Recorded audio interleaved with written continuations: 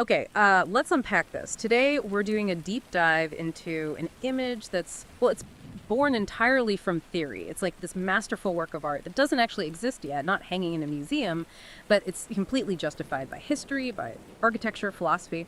We're talking about a really profound cultural synthesis here, taking the intense, almost spiritual loyalty of feudal Japanese samurai tradition, specifically this idea called shuju, and combining that with the super dramatic, psychologically charged, high contrast lighting you see in like 17th century Dutch Baroque painting. Think Rembrandt. It really does sound like an impossible fusion, doesn't it? You've got the disciplined, sort of restrained stillness of a Zen temple setting, which demands quiet contemplation. Right. And you're forcing that to meet this almost explosive, overwhelming theatricality of tenebrism. Our sources really dig into exactly what historical, cultural, architectural requirements are needed to make this fusion not just possible, but genuinely profound. The goal here is to depict a samurai love confession, an oath of loyalty, right at its absolute peak of gravity. Yeah, that's the mission, basically, to understand why the immense historical weight of this particular samurai commitment, which is anchored so deeply in the spiritual severity of a Zen temple, why it doesn't just tolerate, but actually seems to require the maximum dramatic punch that a high-contrast Western spotlight can give it.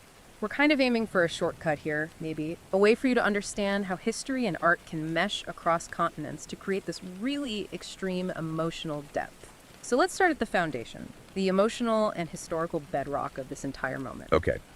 So to truly get the gravity and the stakes of this scene, why it warrants such incredibly dramatic lighting, we first have to correctly define the relationship being sealed here. We're absolutely not looking at some kind of hidden or clandestine affair driven by shame. That's not it at all. We're dealing with Shudō. And that's rooted in this broader Japanese tradition known as Nanshoku, which basically means male eroticism. And this is the immediate, absolutely crucial cultural distinction, isn't it? Instantly separates this whole scene from any European or Western context at that time. I mean, if we were talking 17th century Dutch society, a relationship like this, it would be totally transgressive. It would demand absolute secrecy, and it would carry this threat of severe legal punishment, religious condemnation. But here, the situation is almost reversed. We have to get our heads around the fact that Nanshoku wasn't seen as a secret sin, right? Or some kind of transgression against the social or religious order. It was, pretty famously, an integrated, well-documented part of warrior culture. Exactly. The sources really point out that Nanshoku described this long accepted spectrum of male-male love across different classes, but it was particularly formalized within the military class, the samurai. And this spectrum ranged from sort of pederastic bonds involving younger males, the Wakashu, to more egalitarian relationships between established adult warriors. Crucially, this social acceptance got its stability from the indigenous spiritual landscape of Japan itself. Ah, okay. That's the key structural piece for any analysis then. Neither Shinto, which is Japan's native spiritual path, nor the forms of Japanese Buddhism that became really dominant. Neither of them intrinsically condemned same-sex acts as sinful or unnatural. They basically maintained this fundamental moral neutrality on the whole subject. And that absence of religious stigma completely reframes the emotional vulnerability of the scene we're trying to light up here. It radically changes the nature of the drama, Since the relationship itself didn't need secrecy because of religious issues or legal fear or, widespread social ostracization, the confession that's on display here is purely about the depth, the intensity, and the permanence of the commitment itself. The drama isn't coming from the outside, it's internal. It's all about the existential magnitude of the promise these two warriors are making to each other. Right. And the societal fluidity that allowed this is just essential to picturing it. Samurai could, and they routinely did, engage in both same-sex relationships, often centered on these deep bonds of mentorship, right? And also heterosexual marriage, which was often necessary for, lineage and continuing the house name. The Shudō relationship didn't carry this social censure that would force them to choose one over the other based on outside pressure. And that allowed the focus of the emotional tension to shift entirely onto this contract of loyalty. So when we move from the general idea of Nanshoku to the specific, really rigorous context of Shudō, or sometimes Wakashu, which translates as the way of the youth, we see how this emotional contract became absolutely fundamental. It was inextricably tied to the warrior's professional identity and, frankly, his survival. Yeah, this wasn't just romance or some casual affection. It was a highly formalized mentorship structure. You had the older, seasoned warrior, the Nenja, who would guide his younger counterpart, the Wakashu, in basically every facet of a warrior's life. martial arts mastery, military strategy, political maneuvering, even the necessary social graces you needed at court. So the emotional bond itself was intrinsically linked to developing the junior warrior's professional skills and ensuring he survived. And the belief structure underpinning it was that these profound bonds forged through Shudō actually enhanced crucial warrior virtues, things like loyalty, discipline, and ultimately martial prowess. The intimacy was thought to strengthen their ability to rely on one another absolutely in battle. So therefore, the emotional contract actually strengthened the very foundations of Bushidō, the warrior code itself. It was seen as a pragmatic, almost utilitarian bond, like a strategic partnership, just as much as it was an intensely personal, emotional one. Okay, now we get to the core source of the theatrical tension. This really deep commitment created this tremendous ethical complexity for the samurai, and that directly feeds into the psychological need for something like tenebrism, for that intense lighting. We're basically talking about the tension between giri and ninja. Precisely. Giri is that crushing weight of social obligation and duty. Duty to your lord, duty to your family line, all of that. And ninju is pure human emotion. It's the personal feeling, the desire that defines this deeply passionate commitment we're seeing. So when a Shudō oath was made, the sheer intensity of the ninju, the personal love, potentially placed that love above the public giri. And for a samurai, right, whose entire existence was built on giri, on this unwavering loyalty to the hierarchy, making an oath of this magnitude, sealing a commitment this deep, it was an act of profound, almost dangerous vulnerability. It meant acknowledging, okay, there's a person on Earth whose fate is now completely tied up with mine. And that creates this dual loyalty that could potentially conflict with the duty owed to the clan. That tension must have been agonizing, and it's all internal. That internal agony takes us right to the centerpiece of the visual drama, the physical act itself. The scene, as outlined, calls for the samurai to be kneeling with their hands intertwined. Now, in the political and spiritual landscape of medieval Japan, that gesture is way more than just tenderness.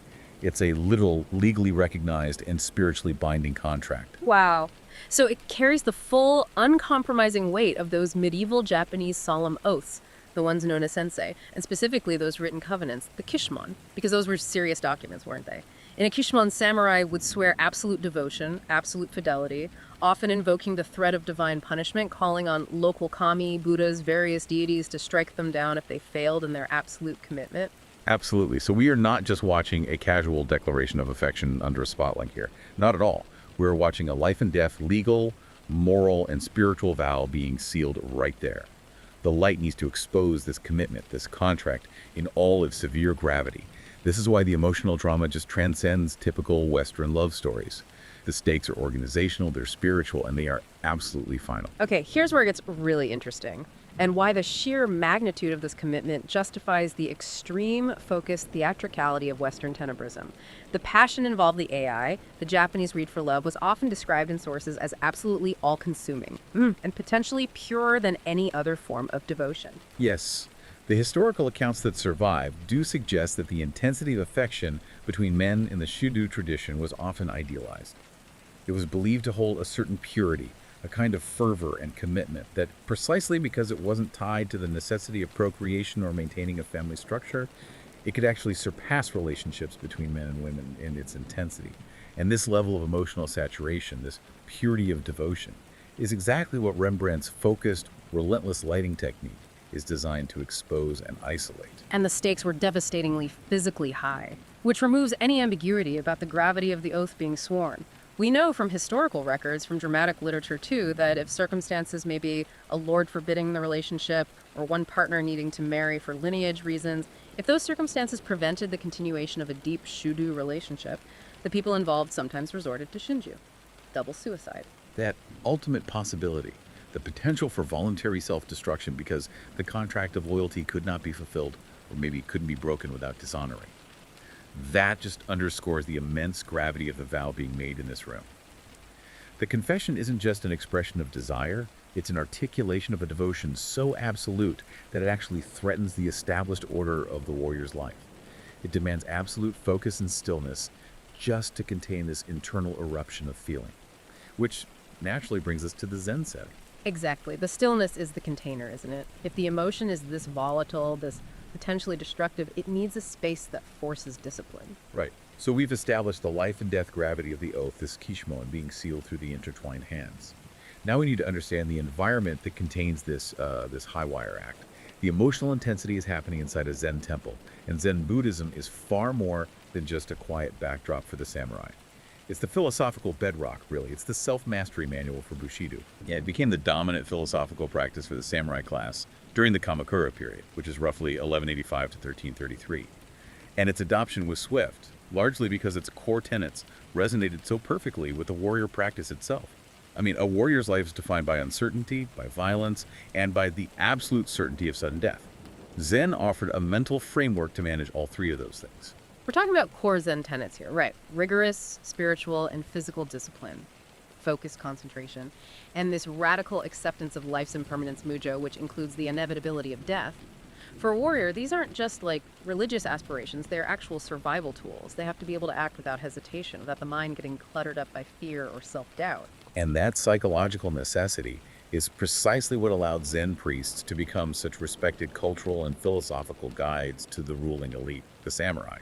They weren't just, praying for the warriors. They were actively training them how to think, or maybe more accurately, how not to think, especially in the heat of battle. We see this connection illustrated perfectly in historical texts, like the famous correspondence between the great Zen master Pakuan Soho and the master swordsman Yagyu Munenori. Oh yeah, that correspondence is crucial, isn't it? Because it really demonstrates the synthesis of the spiritual and the martial. Takuan Soho taught Yagi Munenori this concept of the immovable mind, the idea that the mind must not stick or become fixed on any one thing, especially not the anticipation of danger or the desire for victory. Exactly, because if the mind sticks, it creates hesitation, delay. If a warrior is focused on the idea of drawing his sword, he's already too late. He has to move from a place of active stillness. And this concept of the immovable mind is precisely what the samurai must maintain during this incredibly vulnerable confession. They're exposing their deepest feelings, their ninju, but they must remain perfectly disciplined in their outward form, their posture, forcing that raw emotion to clash against the external appearance of absolute control. And this brings us to the pivotal third figure in our theoretical composition, the monk. His presence transforms this intimate moment into something far more significant than just a private meeting. It turns it into a spiritual crucible. And his role is absolutely not passive witnessing, is it? He's an active teacher, even if he's silent. Right. We might instinctively assume he's just observing, maybe judging. But in the Zen tradition, teaching often involves provocation, or facilitating an environment where unmediated truth can just erupt. The teacher often forces the student to confront the limits of their own discipline. We should probably look at that Zen parable, the one about the little monk and the samurai. It really illustrates this teaching method. A rough version goes something like this. A very proud, fierce samurai marches up to the monk and demands, "Tell me what heaven and hell are." The monk just kind of sneers and insults the samurai, calls him a blockhead, says his sword is probably rusty, that he couldn't even frighten a child. Predictably, the samurai flies into an absolute rage, draws his sword, ready to cut the monk down right there. At that exact moment of ultimate uncontrolled emotion, the monk calmly says, "That, sir, is hell." The samurai is stunned. He immediately realizes his lack of control, his error. He sheathes his sword, bows deeply, full of gratitude for the insight, and the monk says, "And that, sir, is heaven." The lesson is instantaneous, it's experiential, and it's actually quite violent, isn't it? The monk didn't explain hell and heaven. He provoked the samurai into experiencing them. So if we apply this to our scene, by observing the raw, potentially explosive emotional commitment, the A, and the profound vulnerability of these kneeling samurai, the monk is actually facilitating an unmediated teaching moment for the warriors themselves. Yes, exactly. The monk is using their own powerful emotion as a vehicle for spiritual truth. He's holding the space for this radical self-confrontation. And this requires active concentration from the observer, too. The monk's mandated stillness isn't just passive observation. It's intensely disciplined mindfulness. It's that state known as munin muso, which often gets translated, maybe a bit too simply, as no thought, no mind. Okay, but Munamuso is much more complex than just emptying your mind, right? How does a warrior, or in this case the monk, maintain that peak active concentration, especially when intense emotion is unfolding right in front of them? It means transcending dualities. It means maintaining a mental state that's free of self-conscious deliberation or anticipation. For the monk observing this scene, it means seeing the passion, a profound attachment being sworn, maybe the fear of consequence, and yet remaining entirely detached from the impulse to judge or react to it. He must be fully present without being emotionally invested. This active concentration is what's necessary to hold the space to be the crucible for the warrior's own existential self-confrontation. So, the confession gets transformed. It's not just personal anymore, it becomes an act of spiritual discipline in itself. Laying bare attachment and its potentially devastating consequences, the ninji, before the silent, non-judgmental gaze of the Dharma, represented by the monk. The vulnerability of the men is justified not by their social risk, because we established that wasn't the main issue, but by the magnitude of the truth they are forced to confront within this sacred, disciplined space. And that tension, that internal clash, demands visual contrast. Okay. We've got the emotional core, this high-stakes binding oath. We've got the philosophical justifications and discipline forcing self-confrontation. Now, we actually have to design the physical stage for this drama. We need an interior space that's architecturally authentic to a Zen temple, but can also structurally handle the extreme high-contrast lighting we plan to throw at it. Right. And we immediately have to set some pretty strict parameters for the location. We have to rule out the really strict public monastic spaces, like the Zendo, the main meditation hall. The etiquette there, the public nature, the procedures, it just wouldn't fit. This deeply emotional and very private meeting involving elite samurai and their Zen guide needs a specific formal reception area.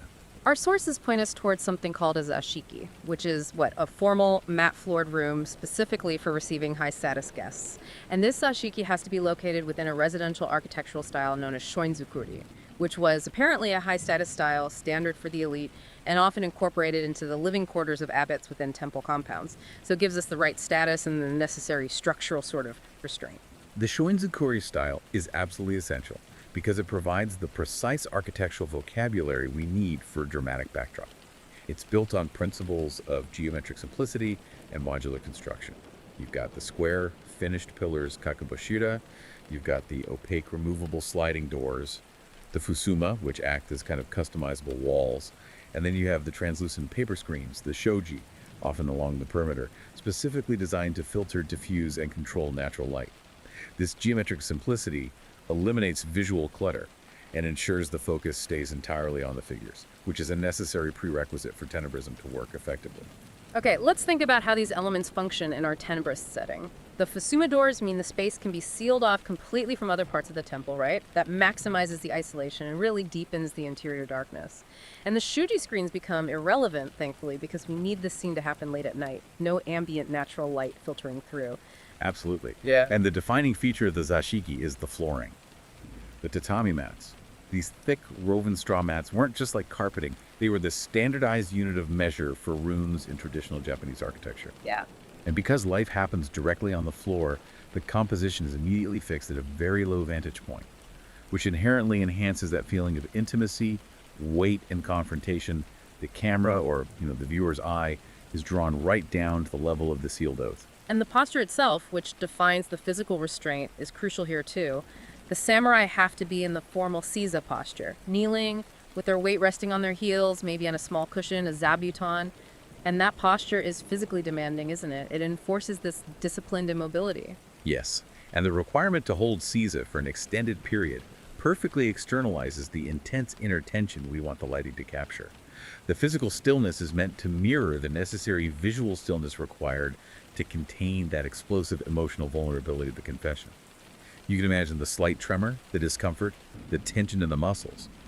That physical restraint makes the psychological drama happening just beneath the surface that much more powerful. So we're building this extremely dark, geometrically restrained space, yet our end goal is to blast it with this theatrical, warm spotlight from the Dutch Baroque tradition. It feels like a contradiction, but this is where Japanese aesthetics actually come in to validate the extreme contrast. We need to talk about the Japanese philosophy of darkness in Eirazan. Ah yes, In Praise of Shadows in Eirazan. Junichiro Tanizaki's hugely influential 1933 essay. It's really the essential philosophical text for justifying this scene visually. Tanizaki argues quite passionately that Japanese tradition didn't view the scarcity of light, the dimness you find in an old temple or a traditional home, as some kind of flaw that needed to be corrected by bright lights or technology. Instead, they embraced it.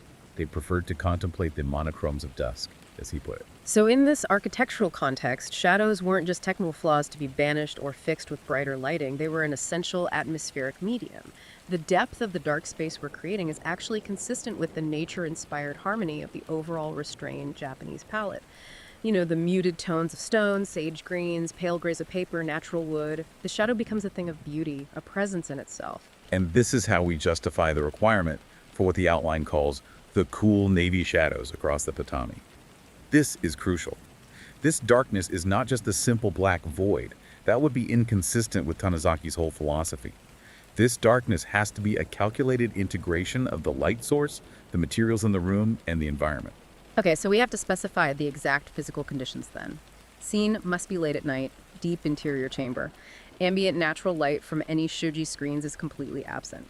Our single candle, the tenebrous source, casts an intense warm spot, but the vast surrounding area is just swallowed by deep shadow. But, and this is key, the darkness must be textured and colored, not just a flat void. Here's the technical detail, how it might work. The woven straw texture of the tatami mats naturally absorbs most of the scarce ambient light. Okay. However, the enormous volume of the unlit wooden temple structure surrounding them, think deep eaves, high ceilings, large pillars, retains this vast natural cool tone. And this cool tone the Navy described in the outline is reflected back from the wood onto the mats. Exactly. The tatami absorbs the warmth radiating from the nearby candle, but reflects the cool tones of the vast, unlit wood of the navy back through its straw fibers. This generates a three-dimensional colored darkness. It stops the shadows from looking flat or inert, or just like black paint. And this is the successful cultural blending, right here. The tenebrous spotlight is this intense intruder of warm light, yes, but the resulting darkness is received and given texture by the inherent Japanese appreciation for shadow. It grounds a Western technique in Eastern aesthetic philosophy. The severity of the contrast isn't just arbitrary. It becomes a necessary condition of the architectural material and the philosophical commitment to shadow itself. Right. Now we execute the artistic mandate. To successfully elevate the Zen stage into a dramatic psychological portrait, we have to apply the specific techniques of those 17th century Dutch masters, focusing intensely on how light and shadow are applied, not just as decoration, but as a mechanism for revealing the interior life. When we talk about drama in 17th century painting, the term chiaroscuro often comes up. Rembrandt certainly mastered that, the dramatic use of strong light and heavy shadow to create sculptural depth. But for the extreme intensity we need here to totally isolate the figures from their context, we need the more severe variation, right? Tenebrism. Right. Tenebroso meaning murky or dark. Tenebrism is really a statement. Unlike standard chiaroscuro, which often aims for smoother transitions and a sense of atmospheric depth, tenebrism uses larger, harsher, often brutally severe contrasts. It employs a very focused, highly directional light source like our candle to produce a distinct spotlight effect against an almost entirely dark background. It's inherently theatrical, isn't it? And it was often used to create a sense of spiritual or emotional shock, forcing the viewer to confront the subject's raw state. You think of someone like Caravaggio. He used tenebrism to pull figures almost violently out of the dark, forcing you into the immediate moment of, say, a religious conversion or a betrayal. We need that same kind of violence of isolation here. We need the light to perform, like surgery on the soul of the warrior. And this isolation is functional. Tenebrism heightens the emotional tension by physically isolating the two samurai and the monk. It makes their psychological contract the absolute sole focus for the viewer. Now, a key technical point, especially relevant if we're thinking Rembrandt, is that even in that fierce darkness, the shadow must still retain some degree of light. It can't be pure black. It needs that texture, that hint of color, what we described earlier as the cool navy. That distinction feels critical. If the background were just painted flat black, the scene would lose its spatial depth, wouldn't it? It would feel airless, maybe even a bit cheap. By using the cool navy, we ensure the background remains vast and textural. It allows shapes or architectural details, maybe like the edges of the Kakubashira pillars, to be just minimally detectable. The vastness of the temple complex remains palpable, even in shadow, which reinforces the weight of the institutional commitment they are potentially defying or maybe fulfilling in a higher sense. And Rembrandt's genius was precisely in using light as this profound psychological tool, not just a technical trick. He made emotional truth physical. He consistently prioritized emphasizing the faces and, crucially, the hands of his subjects, rendering moments of intimacy or doubt or transcendence with this unflinching honesty. Okay, let's start with the absolute epicenter of the composition then, the legal and emotional core, the intertwined hands. This is the physical manifestation of that sealed oath the Kishman made flesh. How does tenebrism treat this specific area? This point must be the visual climax, no question. The single light source, our warm, low-positioned candle, has to be intense enough and close enough to create sharp golden highlights on the skin. The light needs to really etch the detail of the knuckles, the tension you'd see in the wrists, the sculpted, committed posture of the fingers. The viewer's eye must be drawn immediately, inescapably, to this point of contact, symbolizing the finality of this high-stakes contract. Right. This intense golden illumination speaks of the commitment, the warmth maybe, but also the sacred nature of the contract being formed. Now, let's move to the faces. They have to convey that internal struggle, the Giri versus Ninja conflict we talked about. And the lighting placement here is not accidental at all. It's a tactical choice. The light source must be positioned low, near the tatami, and slightly offset from the central axis between the figures. This low angle is crucial because it casts deep, severe, defining shadows upwards under the brow ridges, beneath the cheekbones, below the chin. So this severe lighting uses the shadow itself to articulate the internal conflict, the vulnerability. When the light comes from below eye level, it creates this sense of unease, doesn't it? It exposes the musculature of tension, maybe in the jaw or around the mouth. The tenebrous light serves to expose the emotional truth that's hidden beneath the disciplined warrior facade. It shows the immense effort required to maintain that mandated Zen stillness while making a vow of this magnitude. Yes, exactly. It translates the micro-expressions. The slight tightening around the eyes, maybe a subtle quiver of the lip into profound statements of gravity and commitment. The warm golden light catches the dark fabrics of their kimono and the exposed skin, adhering quite naturally to Rembrandt's typical limited palette of dark earth tones, punctuated by those golden highlights. And those cool navy shadows we established act as the perfect chromatic counterbalance. The navy is the deep, cold, natural tone of the vast wooden temple structure, sort of overwhelming the scarce candlelight. This deliberate clash between the warm, intensely lit golden foreground and the cool, deep navy background enhances the drama exponentially, while still anchoring the scene in the restrained palette of its traditional Zen setting. The light is hot, intense, but the environment around it feels cold and vast. That contrast, warm, low, intense light against cool, vast, textured darkness, that is the essence of the synthesis we're aiming for. It makes the emotion erupt from the stillness. Okay, now for the final structure. The compositional synthesis. You called it the emotional triangle. Since the figures are committed to Seiza on the tatami, the composition must use that low vantage point. It's non-negotiable, right? And it inherently enhances the feeling of intimacy and weight. It makes you, the viewer, feel almost physically present on the floor with them. Exactly. The two samurai form the isolated, intensely illuminated subject group. They should be tightly grouped, maximizing the visual intensity of their shared vulnerability, and focusing all that tenebrous light onto their area of contact, the hands and their faces. And the third figure, the monk, acts as the compositional anchor. He completes the triangle but provides that necessary philosophical distance.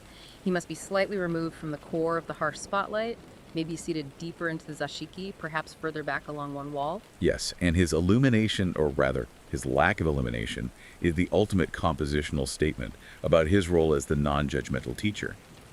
His face should probably be rendered almost entirely in shadow, catching only subtle bounce light, maybe reflected off the nearby samurai's clothing, or perhaps just a hint from the gold of their hands.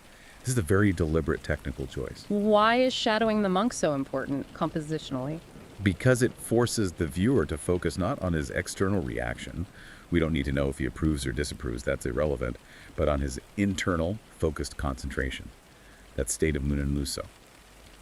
By obscuring his face, we reinforce his role as the purely observing spiritual guide. He's like a mirror, reflecting the magnitude of the commitment back to the samurai themselves. He is present, not as a participant in the emotion, but as a facilitator of truth. Okay, let's try and summarize the successful synthesis for the listener, because it seems like the constraints of the setting actually enhance the final dramatic effect. Yeah, if we look back at that synthesis, the singular, harsh, low, directional light source that's necessary for Rembrandt's tenebrism, it perfectly meets the Japanese aesthetic of embracing the functional absence of light in deep interiors. The result is that pinpoint spotlight creating extreme contrast, isolating those absolutely critical elements, the hands and faces. And the shadow color blend works because the deep contrast favored in Dutch Baroque is given texture and depth by the textual, cool tones inherent in Japanese architecture, the wood, the stone, the tatami. This gives us that specific cool navy shadow and atmospheric color that provides spatial depth and cultural specificity to the unlit areas. It's not just black.